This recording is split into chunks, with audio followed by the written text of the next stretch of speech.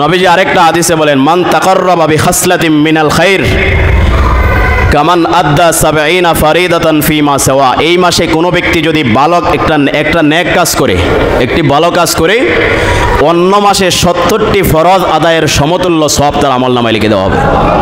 কয়টা? 70টা কি ফরজ? ফরজ কাকে বলে?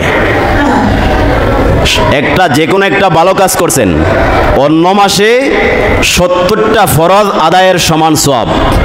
ফরজটা আসলে কি যদি না বুঝিয়ে বলে বোঝা যাবে না। ফরজ এটা অত্যন্ত দামি। আমরা যদি সারা রমজানে মিলিয়ে প্রত্যেক রাত্রিতে 100 রাকাত তাহাজ্জুদ পড়ি, 100 রাকাত তাহাজ্জুদ পড়ি, আজকে যে ফজরের নামাজ গেছে 2 রাকাত, সব জমা করলেও ফজরের 2 রাকাত ফরজ নামাজের সমান হবে না। কি হবে না? সমান হবে না। কারণ ফরজ ফরজ, নফল নফল। ধরেন আরো সহজভাবে বুঝি, 100টা কলা গাছ এক জায়গায় যদি জমা করেন, একটা তাল গাছের সমান হবে? শক্তি হবে? অত আকারে বড় হতে পারে।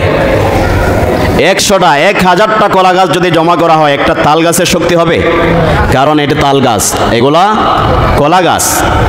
ঠিক তেমনিভাবে 1000টা নফল যদি জমা করা হয়, একটা ফরজের ধারে কাছেও যাবে না। আরো সহজভাবে বলি, এক বাচ্চার মা মারা গেছে। কি মারা গেছে? মা মারা গেছে। এখন যদি সমাজের সমস্ত 10 জন 20 জন খালা এসে বলে যে তোর মা মারা গেছে, কি হয়েছে? আমরা 10 জন 20 জন খালা আছি, বলেন 20 জন খালার মাধ্যমে মায়ের অভাব পূরণ হবে? হ্যাঁ, হবে না। 10 জন না 100 জন খালা আসুক, কিন্তু মায়ের যে মর্যাদা, মায়ের যে মমতা, এটা 10 জন 20 জন খালা দিয়ে পূরণ হবে না। ঠিক কিনা বলেন? ঠিক তেমনিভাবে ফরজ আর নফলের ব্যবধান এরকম। 1000টা নফল যদি আদায় করা হয়, একটা ফরজের সমান তো দূরের কথা, ধারে কাছেও যাবে না। কিন্তু এই রমজান হিসাবে, রমজানের স্বার্থে আল্লাহ রাব্বুল আলামিন স্পেশালি রমজানের ক্ষেত্রে বলেছেন, নবীজি যদি কোনো ব্যক্তি কোনো একটা নফল ইবাদত করে রমজানে, অন্য মাসের 70টা ফরজের সমান। অন্য মাসের 70টা ফরজের সমান। এই কারণে এই রমজানকে হেলায় কাটিয়ে না দেওয়া। অনেক দামি একটি মাস। এই মাসে তারাবির সালাতে অংশগ্রহণ করা সবারই হয়। তেলাওয়াত করব কোরআন, যদি তেলাওয়াত না করতে পারি অন্তত তারাবির সালাতে দাঁড়িয়ে যদি কোরআন তেলাওয়াত শ্রবণ করে আমার 1 খতম হয়ে যাচ্ছে। ঠিক কিনা বলেন? 1 খতম হয়ে যাচ্ছে। নবীজি আল্লাহ পাক রব্বুল আলামিন বলেছেন, ইযা কুরিয়াল কুরআনু ফাসতামিউ লাহ।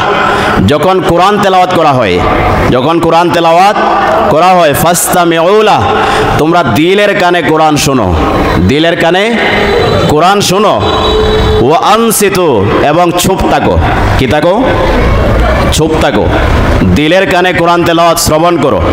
লাআল্লাকুম তুরহামুন, যদি করো তাহলে তোমাদের উপর রহম নাজিল করা হবে। কি করা হবে?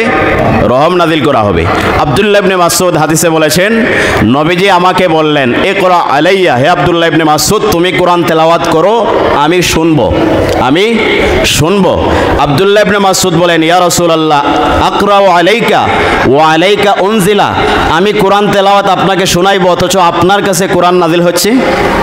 নবীজি আব্দুল্লাহ ইবনে মাসউদ এটা বোঝাইতে যাচ্ছেন যে, ইয়া রাসূলুল্লাহ, আমার তেলাওয়াত শুনে আপনি কি আর মজা পাইবেন?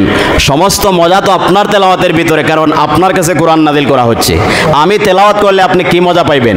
নবীজি সাল্লাল্লাহু আলাইহি ওয়াসাল্লাম বলেন, ইন্নী উহিব্বু আন আসমাআহু মিন গায়রি, আমার কাছে নাজিল হচ্ছে ঠিক, কিন্তু আমি অন্যের তেলাওয়াত শোনাকে পছন্দ করি। সুবহানাল্লাহ বলবেন না? আমি অন্যের তেলাওয়াত শোনাকে পছন্দ করি। আব্দুল্লাহ ইবনে মাসউদ আউযু বিল্লাহ বিসমিল্লাহ পরে তেলাওয়াত শুরু করলেন, দীর্ঘক্ষণ তেলাওয়াত করলেন। তেলাওয়াত করার পরে হযরত আব্দুল্লাহ ইবনে মাসউদ বলেন, অনেকক্ষণ পরে আমি নবীজির দিকে একবার তাকাইলাম, তাকিয়ে দেখি আমার তেলাওয়াতের সাথে সাথে নবীজির চোখ থেকে টপ টপ করে পানি পরে পরে দাড়ি ভিজে বুক ভেসে যাচ্ছে। অসংখ্য মানুষ আমরা কোরআন হাতে নিতে পারি না, পড়তে পারি না, কিন্তু এই রমজানে এই সুযোগ, কিন্তু তারাবিতে আমরা আসতেছি না। কোরআন তেলাওয়াত করলে যেই সব, কোরআন তেলাওয়াত শুনলে একই সব। নবীজি হাদিসে বলেছেন, কোনো ব্যক্তি যদি পবিত্র কোরআনের একটা অক্ষর পাঠ করে, আলিফ একটা অক্ষর, বা একটা অক্ষর, এভাবে একটা অক্ষর যদি কোরআনের কেউ পাঠ করে, তার আমল নামায় 10টি নেকি। কয়টি নেকি? 10টি নেকি। হিসাবে আমরা পড়তে পারি না। তারাবির সালাতে দাঁড়িয়ে যদি কোরআন তেলাওয়াত শুনি, এক খতম কোরআন যদি আমরা তারাবির ভিতরে দিতে পারি, তাহলে রমজানের সাথে আপনি কি করেন, হিসাব করেন 70 খতম কোরআনের সওয়াব। কত খতম? 70 খতম।